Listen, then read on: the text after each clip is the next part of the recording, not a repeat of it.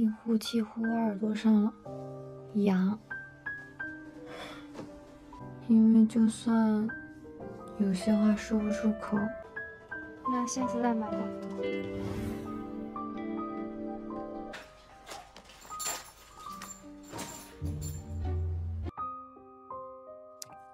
Cerita dimulai dengan menampilkan seorang pria bernama Song Yan. Dia adalah kapten dari regu pemadam kebakaran. Suatu hari ia terluka dan harus dirawat di rumah sakit. Betapa terkejutnya dia saat mengetahui bahwa dokter yang akan merawatnya ternyata adalah Sukin, kekasihnya semasa SMA. 10 tahun lalu, Sukin dipindahkan ke sekolah baru di mana Song Yan menjadi teman sekelasnya. Saat pertama kali melihatnya, Song Yan langsung jatuh cinta padanya. Mereka dengan cepat menjadi lebih dari sekadar teman. Namun, Ibu Sucin tidak setuju dengan hubungan mereka karena latar belakang yang berbeda. Song Yan berasal dari keluarga kelas menengah, sedangkan Sukin berasal dari keluarga kaya dan berpengaruh. Karena tekanan dari ibunya, Sucin akhirnya mengakhiri hubungan mereka, meninggalkan Song Yan dengan hati yang hancur. Sucin berpikir mereka tak akan pernah bertemu lagi, tapi takdir berkata lain. 10 tahun kemudian, mereka berhadapan muka lagi. Song Yan langsung mengenali cinta pertamanya, namun Sucin tidak mengenalinya karena dia mengenakan masker. Tim Song Yan memberitahu dokter bahwa dia mengalami cedera pada mulutnya setelah terbentur permukaan keras yang menyebabkan giginya sakit. Sucin menyarankan untuk menemui dokter gigi, tetapi karena sudah larut malam, rekan-rekan pemadam memintanya untuk memberikan pereda nyeri pada Song Yan. Ketika Sucin meminta Song Yan untuk membuka maskernya agar ia bisa memeriksa giginya lebih jelas, Song Yan tiba-tiba pergi dari klinik, bersikeras bahwa dia baik-baik saja dan tidak membutuhkan perawatan. Setelah ia pergi, Sucin terkejut dan pikirannya dipenuhi pertanyaan. Ia memikirkan mata pria itu dan menyadari bahwa pasien tersebut tidak lain adalah pacarnya semasa SMA. Untuk memastikan dugaannya, ia keluar. Tetapi tim pemadam sudah naik ke truk mereka. Anggota tim lainnya memberitahu Song Yan bahwa Sucin menunggunya di luar rumah sakit. Tetapi Song Yan menghindarinya dan segera meninggalkan tempat tersebut. Keesokan harinya, Sucin menerima telepon dari pengelola propertinya yang memberitahunya tentang kebakaran di dekat lingkungan mereka. Mendengar kabar ini, ia langsung memutuskan untuk pergi ke lokasi untuk membantu para korban yang terluka. Sementara itu, Song Yan dan timnya tiba di lokasi kebakaran, tetapi jalan mereka terhalang oleh sebuah mobil yang pemiliknya tidak ada di sekitar. Mereka memutuskan untuk mengangkat mobil tersebut dan memiringkannya ke samping, membuka jalan bagi truk pemadam untuk mencapai bangunan yang terbakar.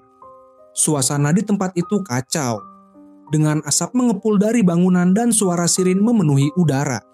Setelah tiba di lokasi, tim pemadam yang dipimpin oleh Song Yan memasuki gedung yang terbakar untuk mencari korban yang masih ada di dalam. Sementara itu, Sucin merawat orang-orang yang terluka di luar. Tiba-tiba, terdengar suara ledakan dari dalam gedung. Instruktur pemadam bertanya apakah ada yang terluka, namun beruntung semua pemadam dalam keadaan aman. Mereka mendapat kabar bahwa masih ada kemungkinan ledakan berikutnya di dalam gedung, sehingga misi pencarian dibatalkan dan tim diperintahkan untuk segera mundur.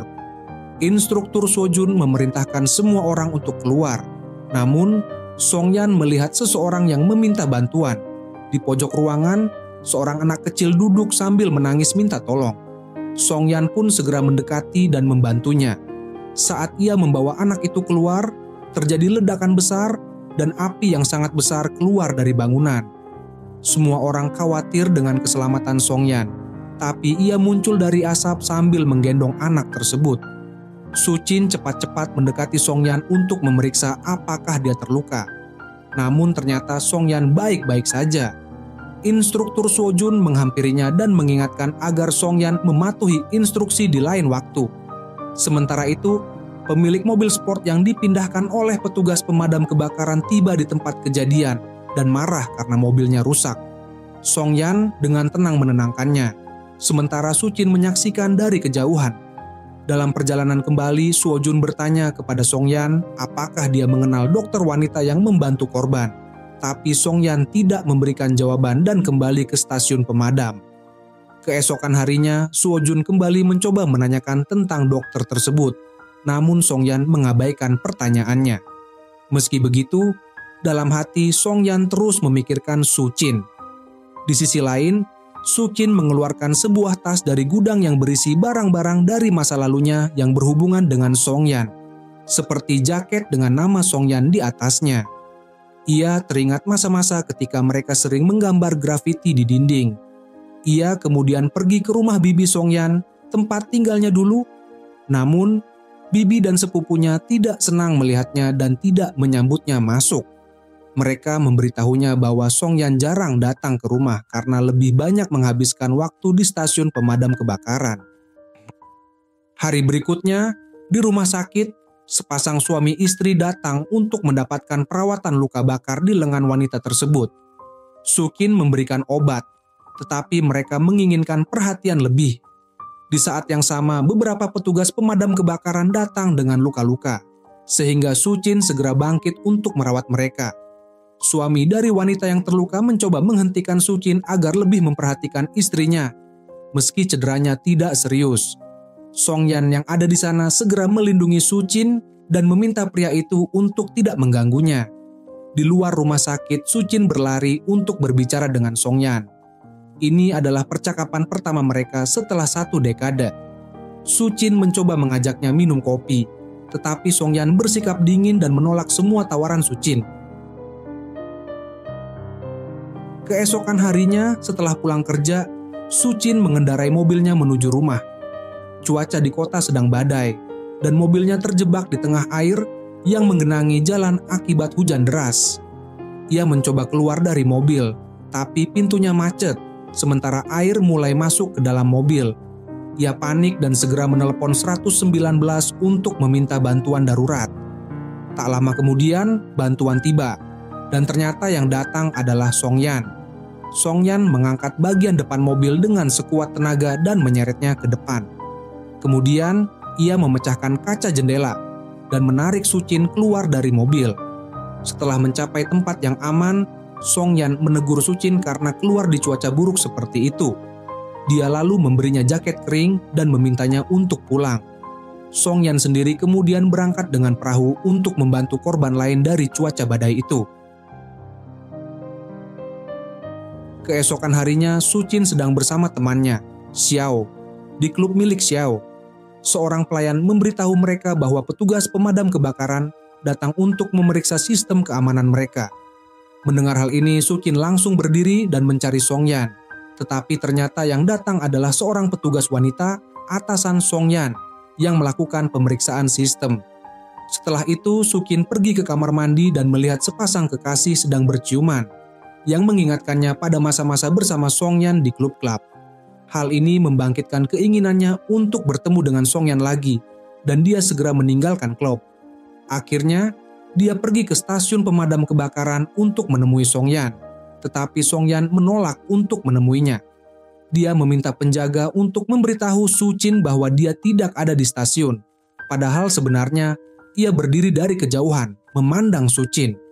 Instruktur Sojun datang dan menyarankan Songyan untuk menemui Sucin, namun Songyan tetap menolak. Dia mengatakan telah melupakan segalanya dan tidak ingin ada hubungan dengan masa lalunya lagi. Keesokan harinya, Sucin pergi ke rumah bibi Songyan, di mana saat itu Songyan sedang berada di sana. Dia mengembalikan jaket yang Songyan berikan padanya saat malam badai dan mengucapkan terima kasih karena telah menyelamatkan nyawanya. Namun, Songyan bertanya mengapa Sucin terus mencoba menemuinya. Ia menyatakan bahwa dia tidak ingin bertemu lagi kecuali Sucin siap menikah dengannya. Sucin terkejut mendengar ini, tetapi sebelum dia sempat menjawab, Songyan berkata bahwa dia yakin Sucin tidak bisa mengambil keputusan besar seperti itu. Itulah sebabnya Songyan enggan bertemu dengannya lagi. Sucin hanya berdiri diam, tidak punya jawaban atas pernyataan Songyan. Tak lama setelah itu terjadi kecelakaan di jalan dan sebuah mobil jatuh ke kanal. Tim penyelamat datang untuk mengevakuasi korban dan ambulans juga tiba bersama dokter darurat termasuk Sucin.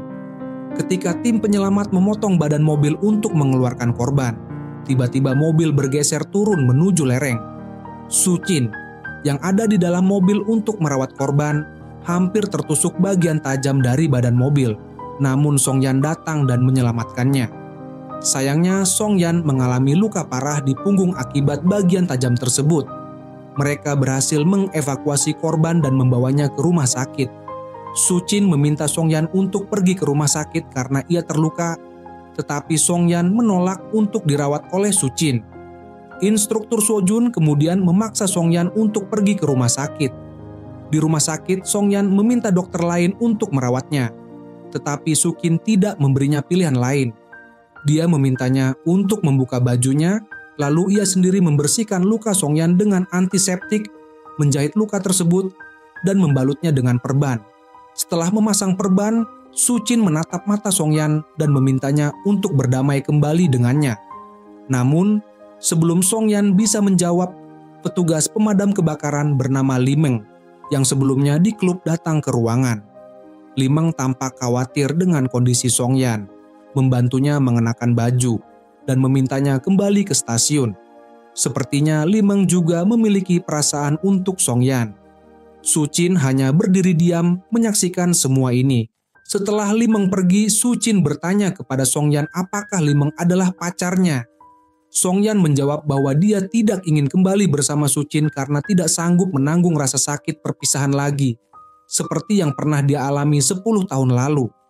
Dulu, dia masih muda sehingga bisa bertahan, tetapi sekarang dia merasa tidak memiliki kekuatan untuk melewati itu lagi. Mengatakan hal tersebut, dia meninggalkan ruangan, sementara Sucin hanya bisa menangis mengingat masa-masa indah mereka dulu. Di luar ruangan, Limeng juga menanyakan tentang dokter wanita kepada Songyan. Tim penyelamat datang dan meminta izin untuk menggunakan balkon rumah Sucin untuk menyelamatkan seorang anak yang terjebak di luar gedung. Sucin memberi izin, dan tim segera berhasil menyelamatkan anak tersebut. Sucin kemudian membalut luka di lengan anak itu, lalu meminta salah satu petugas untuk mengirimkan nomor kontak Songyan tanpa memberitahunya. Setelah itu, Sucin menawarkan secangkir teh kepada Songyan sebagai ucapan terima kasih karena telah berusaha menyelamatkan anak itu. Songyan pun berhenti sejenak dan minum teh di rumah Sucin. Saat dia keluar dari gedung, Sucin memanggilnya dari jendela dan bertanya apakah dia punya waktu luang akhir pekan ini. Tetapi Songyan kembali mengabaikannya dan pergi. Pada malam harinya, Sucin menerima nomor kontak Songyan yang dikirimkan oleh seorang petugas pemadam kebakaran. Dia terlihat senang hanya dengan melihat profil Songyan di WeChat. Keesokan harinya, Sucin datang ke stasiun pemadam kebakaran untuk mengajak Songyan keluar. Namun Songyan menolak. Kemudian, dia meminta traktiran dari Songyan sebagai imbalan karena telah mengizinkan tim pemadam kebakaran masuk ke rumahnya untuk menyelamatkan anak tersebut. Akhirnya, Songyan tidak punya pilihan lain selain menyetujuinya. Mereka menetapkan waktu untuk kencan, dan Songyan segera mengejar petugas pemadam kebakaran yang telah membocorkan nomornya kepada Sucin. Meskipun Songyan adalah kapten tim, ia tetap memiliki hubungan yang akrab dengan anggota timnya. Pada hari kencan mereka, Sucin sudah siap dan bahkan dibantu temannya untuk merias wajahnya.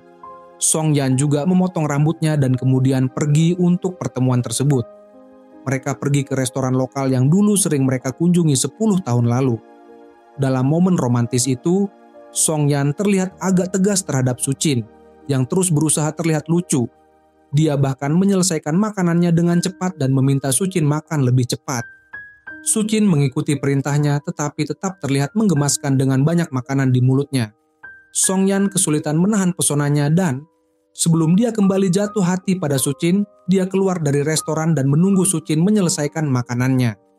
Saat menunggu di luar, Songyan menerima telepon dari kantor polisi. Dia diberitahu bahwa sepupunya, Jai Miao, ditangkap oleh polisi. Tanpa berpikir panjang, Songyan segera bergegas menuju kantor polisi. Di sana, ia mengetahui bahwa Jai Miao tertangkap karena menjual produk palsu dan banyak pembelinya telah mengeluh tentang hal itu. Namun, Zhai Miao tidak mau mengungkapkan nama pemasoknya. Su Qin membawa Zhai Miao berbicara secara pribadi dan mengatakan bahwa Song Yan akan membantunya jika ia benar-benar mengakui kesalahannya dan membantu dalam penyelidikan. Jika tidak, polisi akan melaporkan kasus tersebut ke sekolahnya dan ia tidak akan bisa lulus. Zhai Miao akhirnya setuju untuk memberikan informasi pemasoknya kepada polisi. Beberapa hari kemudian, saat para petugas pemadam kebakaran sibuk dalam misi penyelamatan, terjadi ledakan besar. Sayangnya, teman Song Yan, instruktur Suo Jun, berada sangat dekat dengan ledakan itu, sehingga ia mengalami banyak luka parah dan segera dilarikan ke rumah sakit. Ketika Song Yan mendengar kabar tersebut, ia segera menuju ke rumah sakit. Ketika tiba di sana, Suo Jun sudah berada di luar bahaya, namun satu sisi tubuhnya mengalami luka bakar parah, termasuk wajahnya, dan ia tidak bisa lagi menggunakan satu tangannya. Song Yan merasa sangat sedih melihat kondisi Suo Jun karena ia tahu bahwa rekannya itu tidak akan bisa bekerja bersamanya lagi. Mereka harus berpisah setelah 8 tahun bersama. Suo Jun mencoba menenangkan Song Yan dengan mengatakan bahwa kini ia bisa memberikan lebih banyak perhatian kepada orang tuanya. Beberapa hari sebelumnya, mereka sempat berdebat karena Suo Jun ingin dipindahkan ke stasiun yang dekat dengan rumahnya untuk bisa lebih memperhatikan orang tuanya yang sudah tua. Namun Song Yan ingin ia tetap di stasiun utama bersamanya.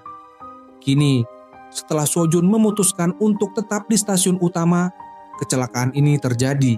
Dan Song Yan menyesal telah berdebat tentang hal tersebut. Kini, Song Yan tahu bahwa Suo Jun bahkan belum mengajukan permohonan pindah. Ia hanya berdebat tanpa alasan yang jelas.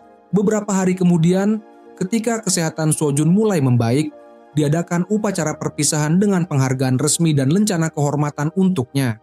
Di masa lalu, kita melihat bahwa orang tua kandung Su Qin meninggal dalam kecelakaan, dan keluarga Meng mengadopsinya.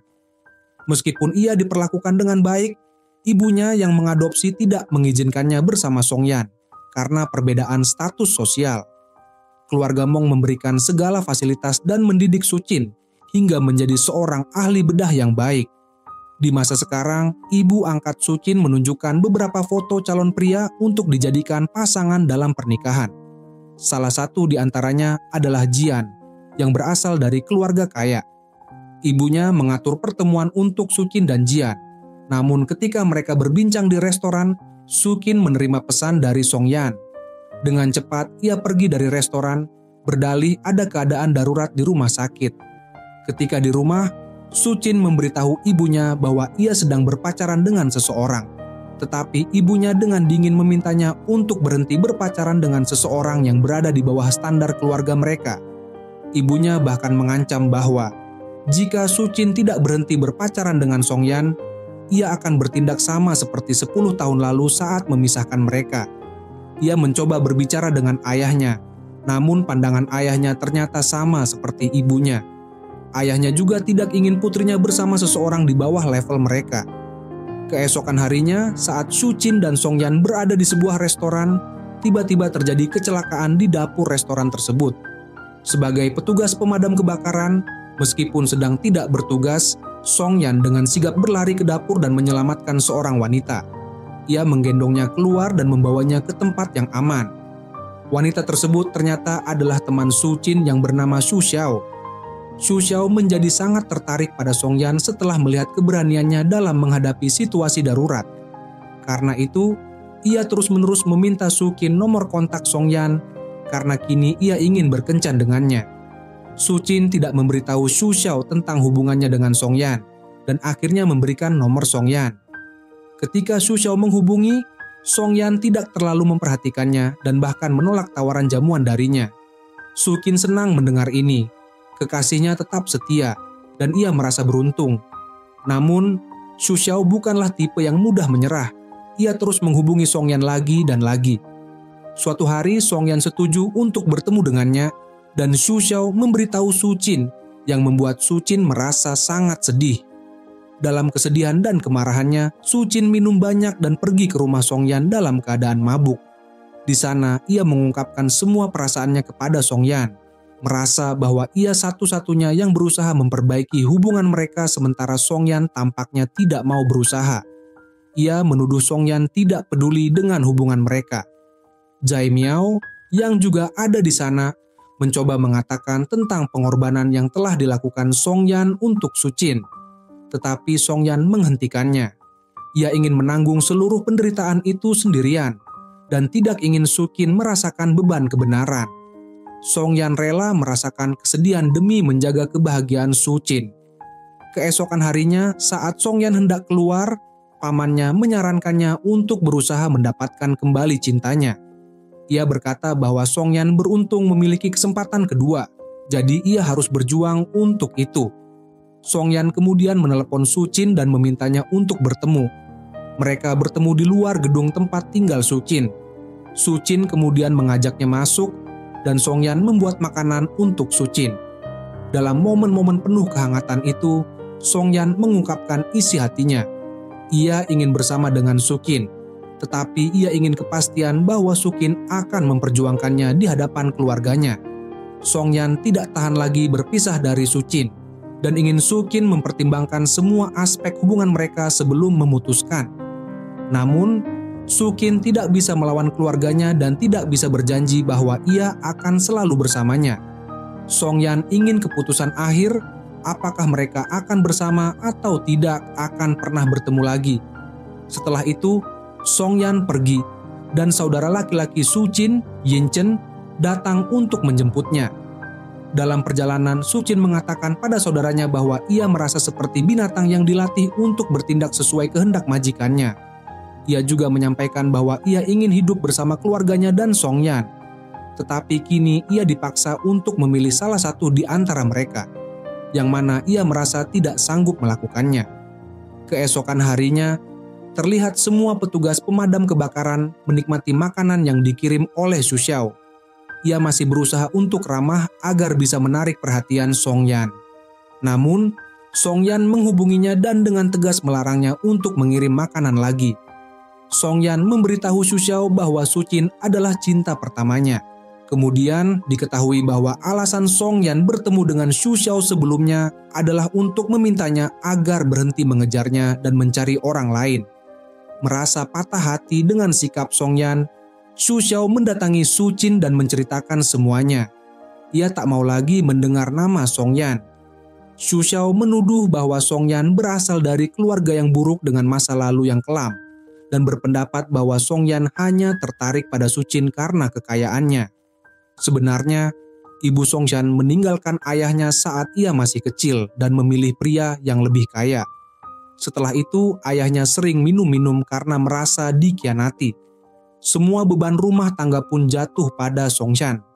Suatu hari, ayahnya ditemukan meninggal di luar rumah karena cuaca dingin yang ekstrem dan kebiasaan minumnya yang berlebihan. Meski hidup Songyan penuh kesulitan dan ia ditinggalkan sendirian, ibunya tak pernah kembali. Ia sibuk dengan kehidupan barunya. Kehadiran Sucin kemudian mengubah hidup Songyan.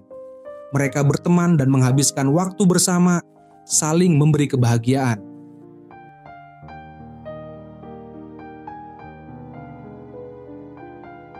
Suatu hari, saat Songyan berada di rumah sakit akibat disengat lebah, Sucin datang untuk merawatnya. Namun, tiba-tiba beberapa perawat masuk ketika Sucin sedang merawat Songyan dan terjadi momen canggung. Setelah selesai, Songyan melihat Yanchen, kakak Sucin, yang memintanya untuk menjauh dari Sucin karena merasa Songyan tak sepadan dengan status keluarga mereka. Namun, Songyan menegaskan bahwa keputusan itu harusnya ada pada Sucin, karena itu hidupnya sendiri. Yanchen, sebagai kakak, ingin yang terbaik untuk Sucin, tetapi Songyan mengingatkannya bahwa ia bukan saudara kandung Sucin dan terlalu protektif. Meskipun Yanchen tidak sekeras ibunya, ia tetap memiliki masalah dengan Songyan. Ia berpendapat bahwa Songyan tidak akan pernah bisa memberikan yang terbaik bagi Sucin seperti yang bisa diberikan keluarganya. Namun, Sucin percaya bahwa Songyan adalah orang yang baik karena ia telah membantu banyak orang. Baginya, latar belakang Songyan tidak penting, yang penting adalah hati baiknya yang peduli pada sesama. Tak lama setelahnya, tim penyelamat mendapat misi untuk mengevakuasi sekelompok pendaki yang terjebak di gunung. Tim penyelamat membuat rencana untuk menemukan mereka. Dan setelah bekerja keras, akhirnya mereka berhasil menemukannya. Namun, salah satu pendaki terluka parah dan tak bisa menunggu untuk dibawa ke rumah sakit. Dalam keadaan darurat, Song Yan menghubungi Su Qin untuk meminta bantuan. Su Qin lalu membimbing Song Yan memberikan pertolongan pertama di hutan. Setelah pertolongan awal diberikan, mereka menggotong pendaki tersebut dan memulai perjalanan keluar dari hutan. Di tengah evakuasi, seorang petugas pemadam kebakaran tergelincir dan jatuh dari tebing ke dalam danau. Song Yan segera turun untuk menyelamatkannya, tetapi kaki petugas tersebut terjebak di bawah batu besar, sehingga Song Yan tak bisa mengangkatnya sendirian. Sementara itu, mereka juga memiliki pasien yang terluka parah dan terus-menerus kesakitan. Song Yan pun meminta timnya untuk membawa para pendaki yang sudah diselamatkan ke perkemahan dasar, lalu kembali untuk membantu mereka. Song Yan tetap bersama petugas yang terjebak untuk memberi harapan dan kehangatan.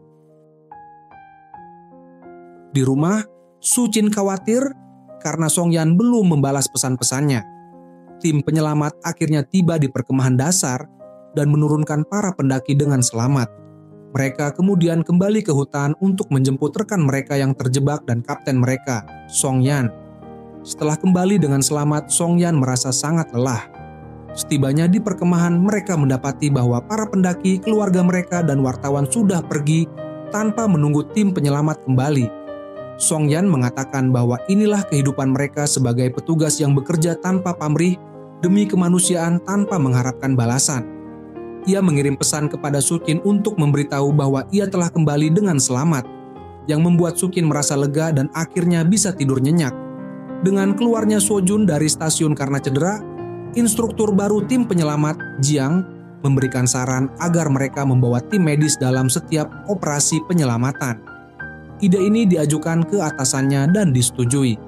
Su Qin kemudian datang bersama seorang dokter dan beberapa perawat untuk membantu tim penyelamat dalam misi-misi mereka. Setelah perkenalan resmi, Su Qin mulai mengajarkan para petugas pemadam kebakaran tentang dasar-dasar pertolongan pertama.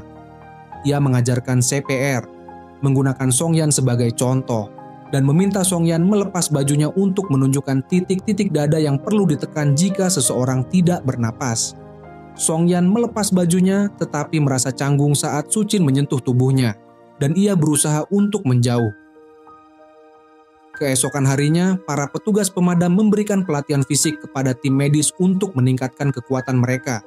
Saat Su Qin berlari di atas treadmill, Song Yan datang dan berlari di treadmill sebelahnya. Melihat Song Yan berlari lebih cepat, Su Qin meningkatkan kecepatannya. Namun Song Yan menyadari bahwa kecepatan itu terlalu berlebihan baginya. Ia pun menghentikan treadmill Su Qin. Saat Su Qin hendak pergi, ia merasa sakit di pergelangan kakinya dan duduk karena terkilir akibat berlari terlalu cepat. Song Yan segera merawat pergelangan kakinya sementara rekan-rekan pemadam kebakaran mereka melihat dengan heran. Keesokan harinya, tim penyelamat menerima panggilan darurat tentang kecelakaan lalu lintas. Tim penyelamat bersama tim medis bergegas ke lokasi dan mengevakuasi korban luka. Dengan kehadiran tim medis, para korban mendapat perawatan di tempat secara tepat waktu, sehingga nyawa seseorang berhasil diselamatkan. Tim penyelamat mengambil foto bersama sebagai kenangan dari misi yang mereka jalani. Selama bekerja bersama dalam misi-misi tersebut, perasaan antara Su Qin dan Song Yan semakin tumbuh, dan mereka perlahan-lahan semakin dekat. Di stasiun, Su Qin melihat Song Yan berbicara dengan seorang petugas wanita dari pusat penyelamatan kebakaran, membuat Su Qin merasa cemburu. Ketika ia mencoba membicarakan hal ini dengan Song Yan, ia malah memicu kecemburuannya dan tidak memperjelas situasi. Sebagai balasan, Su Qin berbicara dengan Jiang di depan Song Yan dan bahkan memperpanjang percakapan mereka untuk membuat Song Yan cemburu. Song Yan kemudian berbicara dengan Jiang tentang Su Qin, dan Jiang menggoda Song Yan dengan menyebut bahwa mereka pernah bertemu di restoran. Jiang juga tahu bahwa ibu Su Qin ingin mereka berdua bersama. Song Yan mengakui pada Jiang bahwa Su Qin adalah cinta pertamanya. Dan Jiang tertawa karena selama ini ia hanya menggoda Song Yan, sudah tahu tentang hubungan mereka. Di sisi lain, ibu Su Qin mengetahui bahwa putrinya bekerja bersama tim penyelamat. Ia meminta direktur rumah sakit memanggil kembali tim medis karena merasa tidak pantas bagi dokter wanita muda untuk ikut dalam misi penyelamatan yang berbahaya. Ibu Sucin bahkan mengatur pertemuan dengan Songyan di sebuah restoran. Di sana ia mengakui bahwa ia telah menghancurkan keluarga Songyan di masa lalu dan hampir menghancurkan masa depannya. Namun ayah Songyan memohon agar tidak melukai anaknya. Jadi ia berhenti mengganggu. Songyan tahu bahwa Ibu Sucin adalah orang yang selama ini menjadi penyebab masalah dalam hidupnya. Sehingga ia memintanya untuk tidak mengganggu kehidupannya lagi karena kini ia lebih kuat dan tahan banting daripada masa kecilnya. Ia akan melakukan apapun untuk melindungi keluarganya dan Sucin. Setelah itu, Jiang memberitahu Songyan bahwa pihak berwenang ingin tim medis kembali ke rumah sakit. Songyan menyadari bahwa ini mungkin ulah Ibu Sucin, sehingga ia meminta tim pemadam untuk memanfaatkan waktu yang ada untuk belajar pelatihan dasar penanganan medis dari tim medis sebelum mereka pergi. Di lapangan, para perawat mencoba merasakan pengalaman menjadi petugas pemadam dengan memegang selang air. Namun, tekanan air terlalu kuat, sehingga tak terkendali dan membuat Sucin basah saat sedang mengambil foto mereka.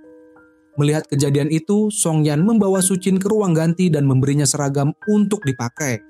Ia bahkan mengeringkan rambut Sucin agar tidak kedinginan dan menyisir rambutnya seperti yang biasa ia lakukan 10 tahun lalu. Saat itu, Sucin bertanya pada Songyan tentang kehidupannya selama 10 tahun terakhir ketika mereka terpisah, termasuk pengalamannya di militer. Namun, Songyan menghindari pertanyaan tersebut, membuat Sucin kesal. Kenyataannya, kehidupan Songyan di militer sangat sulit. Ia pernah tertembak saat menjalankan misi dan nyaris kehilangan nyawanya, tetapi keinginannya untuk bertemu dengan Sucin membuatnya bertahan hidup. Ia bahkan selalu membawa pemantik api dengan foto Sucin yang ternyata menyelamatkannya, menghentikan tembakan fatal yang hampir mengenai tubuhnya. Selain itu, Songyan enggan menceritakan masa lalunya kepada Sucin karena Ibu Sucin selalu menjadi penghalang dalam kenaikannya ke pangkat yang lebih tinggi. Akibatnya, Songyan harus meninggalkan militer. Setelah itu, Sucin bertemu dengan pria lain yang dikirim oleh ibunya. Tetapi Sucin dengan tegas menyatakan bahwa ia sudah memiliki pacar. Sebenarnya, Sucin tidak tertarik dengan pria-pria yang dikenalkan oleh ibunya. Ia ingin bersama Songyan dan tidak akan berkencan dengan orang lain. Sementara itu, Songyan terus memikirkan Sucin setelah pertengkaran kecil mereka. Ia khawatir tentang Sucin dan melihat foto profilnya. Tanpa sengaja, ia menelepon Sucin saat ia berada di rumah sakit. Mereka kembali terlibat dalam percakapan romantis kecil di mana Sucin menyindir bahwa Songyan tidak peka terhadap perasaannya. Setelah telepon berakhir, Sucin mendapat kabar bahwa tim penyelamat akan melakukan latihan darurat di rumah sakit dan ia diminta berperan sebagai dokter yang terjebak di apotek. Dalam latihan itu, Sucin menunggu penyelamatnya, Songyan, di apotek. Tetapi Songyan datang terlambat, membuat Sucin marah karena sudah lama menunggunya. Tiba-tiba gedung mulai bergetar akibat gempa yang mengguncang seluruh rumah sakit. Songyan dengan sigap melindungi Sucin dari reruntuhan yang jatuh dari rak-rak. Setelah gempa berhenti, Songyan mengangkat Sucin dalam pelukannya agar pecahan kaca tidak melukai kakinya, lalu membawanya keluar dari apotek dan kembali untuk membantu yang lain.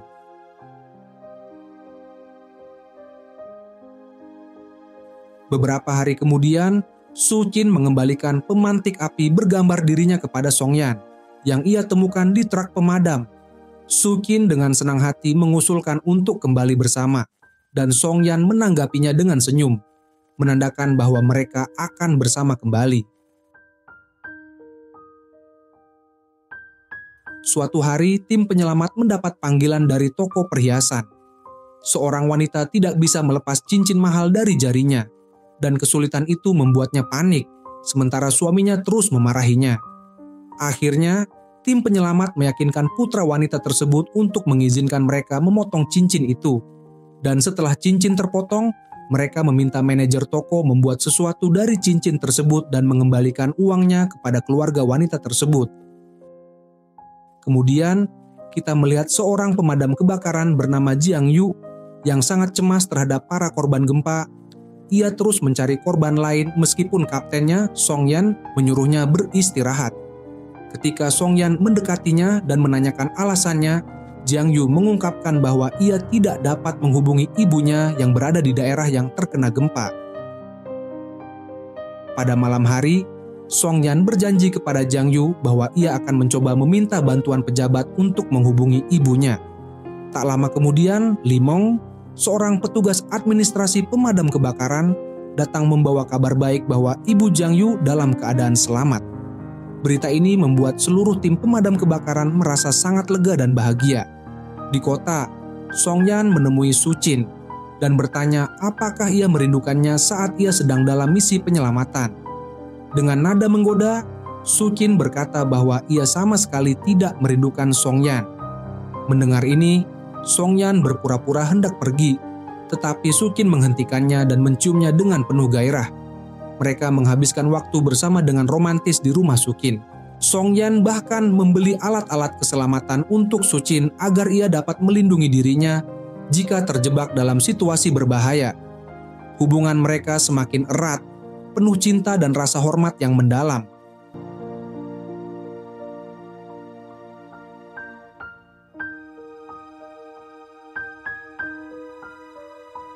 Kembali ke saat gempa terjadi, ketika Song-yan terluka parah akibat tertimpa reruntuhan bangunan, Su Chin dengan tegas bersikeras untuk turun ke lokasi berbahaya demi merawatnya.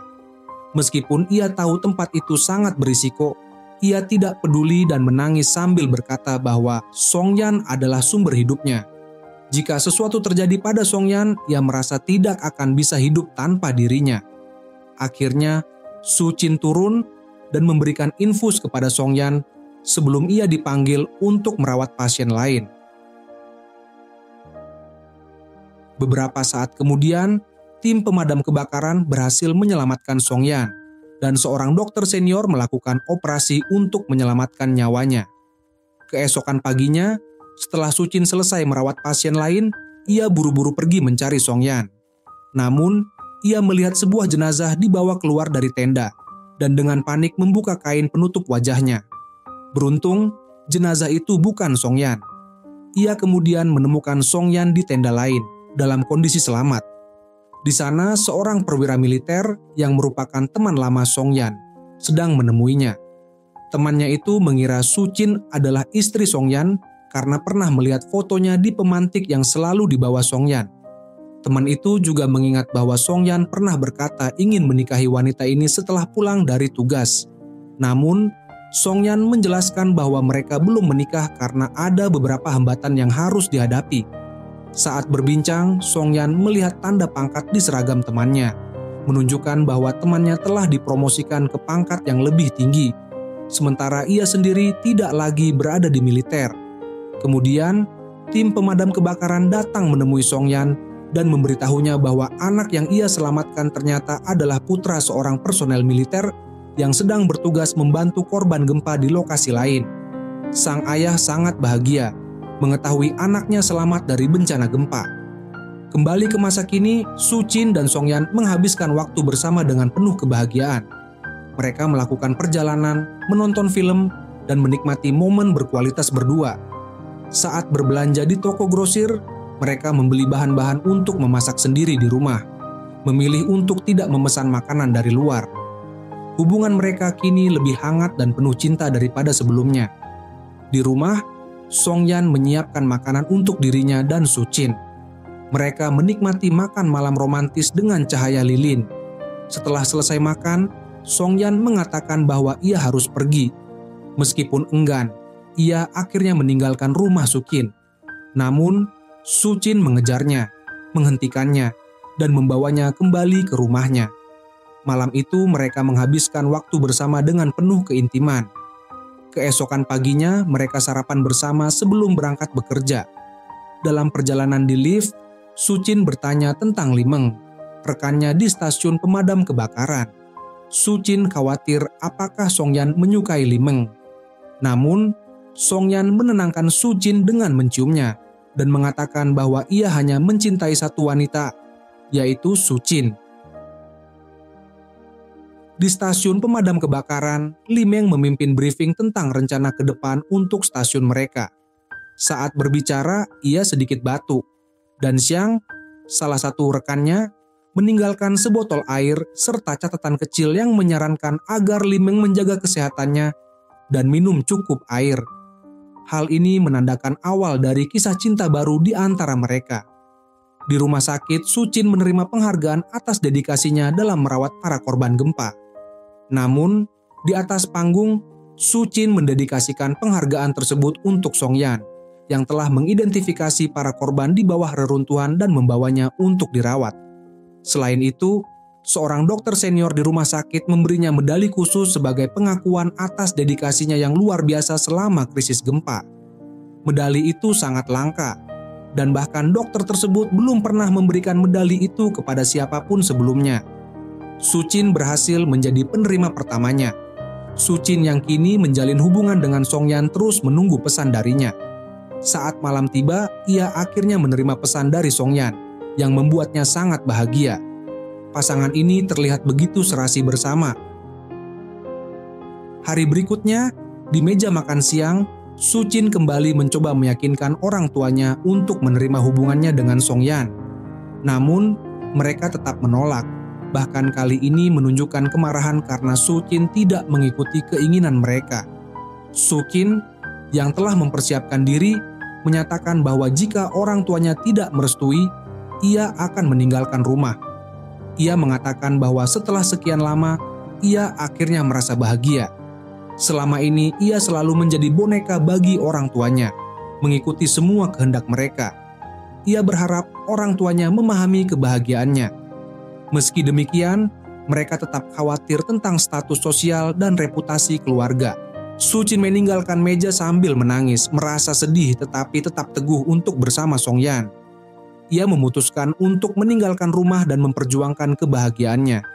Di kamar tidur, ayah Su Qin menyampaikan kepada istrinya bahwa mungkin mereka tidak seharusnya terlalu keras kepada anak-anak mereka. Namun, sang ibu tetap kukuh pada pendiriannya, mengingatkan bahwa mereka telah sepakat untuk tidak mendukung hubungan tersebut. Song Yan maju ke depan dan dengan tegas mengatakan kepada ibu Su Qin bahwa ia akan membawa Su Qin kembali ke rumah. Sang ibu meninggalkan mereka dengan ekspresi marah di wajahnya. Su Qin memeluk Song Yan dengan erat, seolah-olah ia baru saja melewati hari yang sangat melelahkan bersama ibunya, dan kini ia merasa kembali ke surga. Sepupu Song Yan, Zai Miao, yang berada di sana, merasa terabaikan oleh cinta antara Song Yan dan Su Qin. Setelah itu, Su Qin mulai tinggal bersama Song Yan di rumahnya. Ia kini pergi ke rumah sakit menggunakan sepeda alih-alih mobil, tetapi ia merasa jauh lebih bahagia. Di rumah sakit, Su Qin mengetahui bahwa rekannya, Dr. Yang Xi, tampak sedih karena pasien kritisnya meninggal saat sedang dirawat. Su Qin mencoba menenangkan hati Yang Xi, menjelaskan bahwa tidak ada kesalahan dalam penanganannya. Pasien tersebut datang dalam kondisi kritis dan memerlukan operasi darurat, tetapi keluarga pasien sempat ragu membayar biaya operasi. Meskipun akhirnya mereka setuju, operasi itu gagal dan pasien tidak bisa diselamatkan. Percakapan dengan Su Qin membantu meringankan kesedihan Yang Xi. Keesokan harinya, Jiang sedang makan bersama orang tuanya. Mereka memintanya untuk berhenti dari pekerjaannya di stasiun pemadam kebakaran karena dianggap terlalu berbahaya. Baru-baru ini, Jiang terlibat dalam misi penyelamatan di mana terjadi ledakan besar.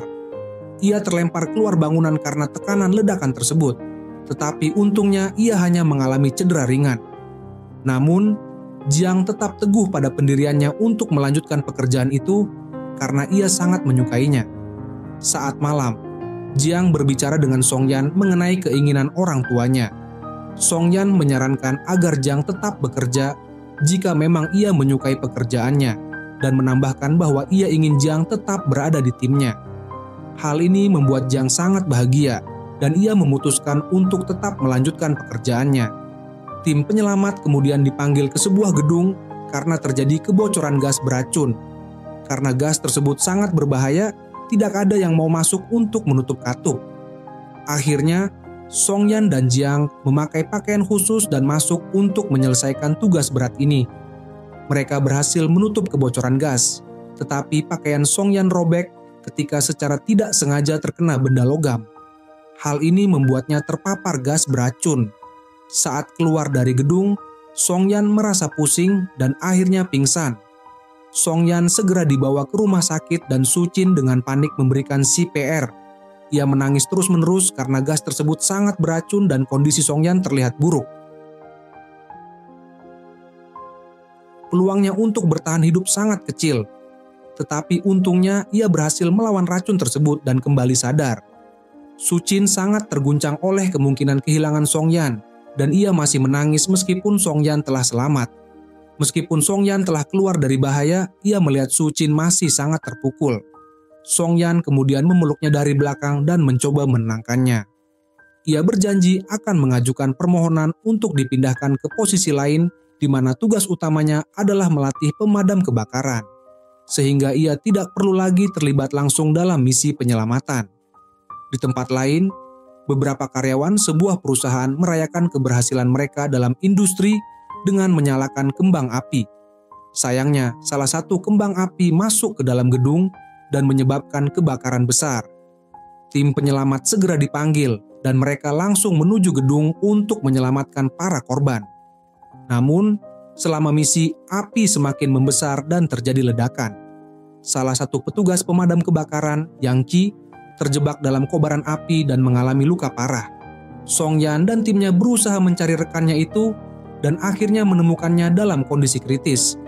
Mereka segera membawanya ke rumah sakit. Tetapi meskipun dokter telah melakukan yang terbaik, nyawa Yang Qi tidak dapat diselamatkan. Ia meninggal dunia di usia muda saat mengabdi untuk kemanusiaan. Peristiwa ini membuat seluruh tim pemadam kebakaran dan staf rumah sakit sangat berduka. Songyan merasa sangat terpukul dengan kejadian ini. Ia berkata kepada Sucin bahwa ia tidak bisa meninggalkan pekerjaannya karena pengorbanan rekannya yang muda itu tidak boleh sia-sia. Dengan tekad yang kuat, ia memutuskan untuk tetap menjalankan tugasnya. Sementara itu, saudara Sucin, Yanchen, juga mulai merasa lelah dengan sikap ibunya yang terlalu mengontrol. Setelah bertengkar dengan sang ibu, ia meninggalkan rumah dengan marah dan pergi ke bar untuk melampiaskan emosinya dengan minum alkohol. Seorang pelayan bar yang mengenal Yanchen memberitahu mantan rekannya, Yiji, bahwa Yanchen ada di bar. Yiji yang ingin bertemu Yanchen segera datang ke bar dan mencoba berbicara dengannya. Yiji mengira Yanchen menyukainya karena sering membantunya dan bahkan pernah mentraktirnya di restoran. Namun, ketika Yiji mengungkapkan perasaannya, Yanchen merespons dengan dingin. Ia berasumsi bahwa Yiji hanya tertarik pada uangnya dan menyuruhnya mengambil uang sebanyak yang ia mau lalu pergi. Yanchen merasa telah menilai Yiji dengan benar, tetapi kata-katanya sangat melukai perasaan Yiji yang ternyata benar-benar menyukai Yanchen. Tidak dapat menerima perlakuan itu, Yiji keluar dari ruangan dengan menangis. Setelah beberapa waktu, ia memutuskan untuk membalas dendam pada Yanchen. Ia kembali ke ruangan tempat Yanchen berada dalam keadaan mabuk berat. Yiji merobek pakaiannya sendiri dan membuat beberapa bekas luka di lehernya. Ketika ibu Yanchen menelepon, Yiji menjawab telepon tersebut sambil menangis, lalu menutup telepon dan menghubungi ketua kelas dari sekolah mereka. Ia mengklaim bahwa dirinya telah diperkosa oleh Yanchen di bar, sehingga para siswa segera datang ke sana untuk membantunya. Sementara itu, ibu Yanchen memanggil pengacaranya untuk berdiskusi tentang cara menangani kasus tersebut. Mereka memutuskan untuk menyelesaikannya dengan menawarkan uang kepada Yiji. Namun, ketika mereka meminta nomor rekening Yiji, Yanchen tiba-tiba sadar dan memperingatkan Yiji bahwa ia bisa berakhir di penjara jika memberikan nomor rekeningnya kepada ibunya. Yanchen tahu betul sifat ibunya yang akan menggunakan taktik Yiji melawan dirinya sendiri, sehingga Yiji memilih untuk tidak memberikan nomor rekeningnya. Yiji kemudian mengancam akan melapor ke polisi dan menuduh Yanchen memperkosanya di depan umum. Ternyata Yiji tidak benar-benar mencintai Yanchen dan semua yang dilakukannya hanyalah demi uang. Yanchen pun menyadari kebenaran ini. Dalam depresi, Yanchen mengatakan bahwa Yiji bebas melakukan apa yang diinginkannya, karena ia sendiri tidak ingin bertemu siapapun lagi. Di sisi lain, Songyan mengetahui dari Xiao bahwa beberapa mahasiswa datang ke bar saat Yiji menuduh Yanchen memperkosanya.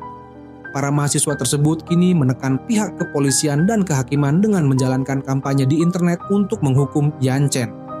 Songyan mengingat bahwa Yiji adalah teman sekelas Zhai Miao dan yakin Zhai mengetahui lebih banyak tentang kasus ini. Ia pun pergi menemuinya. Ternyata Zhai Miao berada di bar malam itu dan melihat sendiri bagaimana Yiji membuat luka palsu di lehernya. Zhai Miao kaget melihat semua itu dan bahkan merekam video sebagai bukti. Namun, Zhai ragu untuk menyerahkan bukti tersebut ke polisi karena keluarganya telah banyak diganggu oleh keluarga Meng.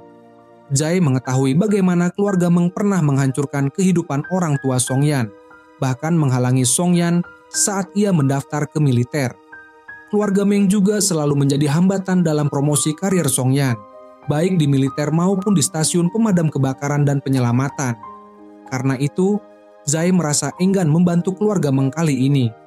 Mendengar semua ini, Songyan mengatakan bahwa ia sudah mengetahui hal tersebut, tetapi memilih untuk tidak membalas dendam. Ia tidak ingin hidup dalam kebencian terhadap keluarga Meng. Songyan hanya meminta Zhai untuk melakukan hal yang benar.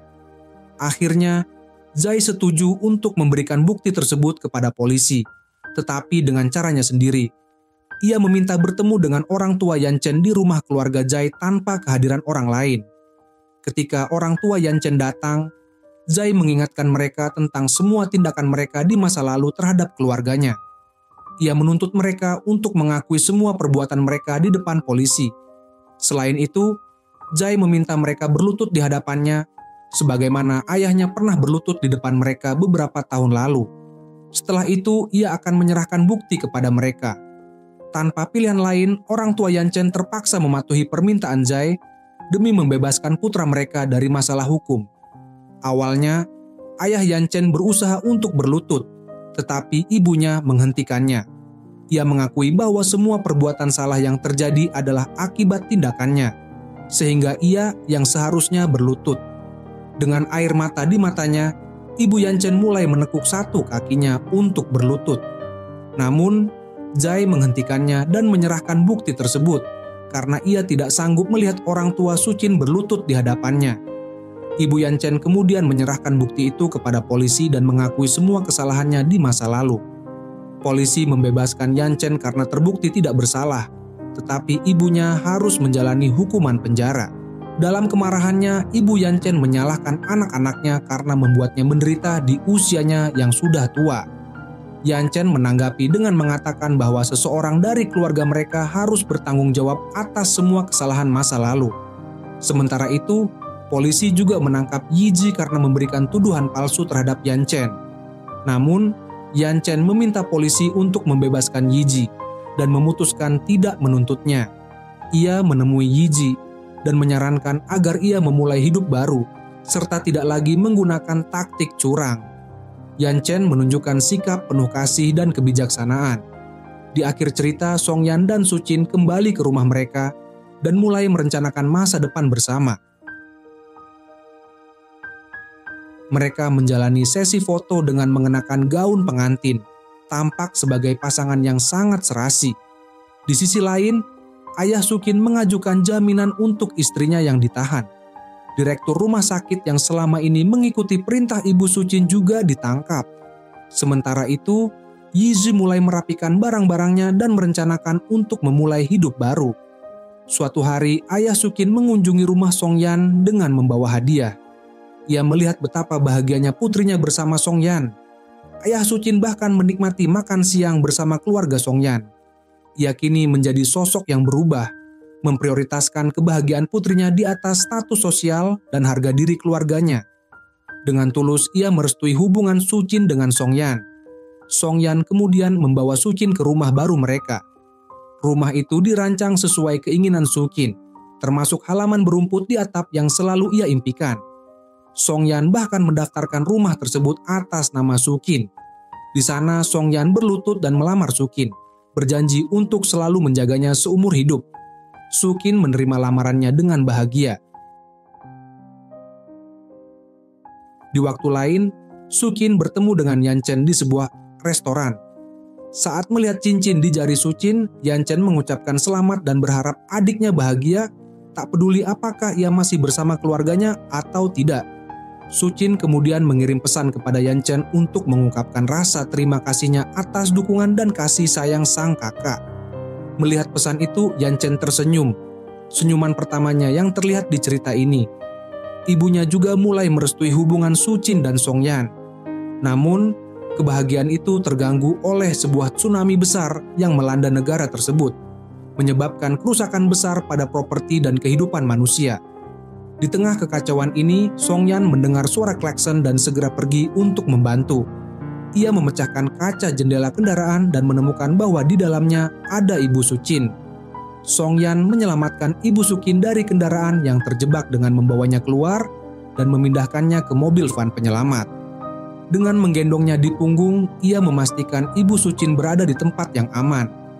Di dalam van, ketika semua orang memuji sang kapten pemadam kebakaran atas keberaniannya, Ibu Meng dengan bangga berkata, "Dia adalah pacar putriku."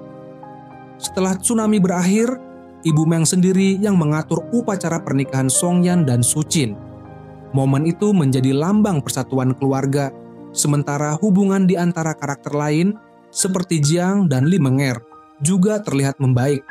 Pada akhirnya, Sucin dan Songyan duduk bersama di taman atap rumah baru mereka yang nyaman.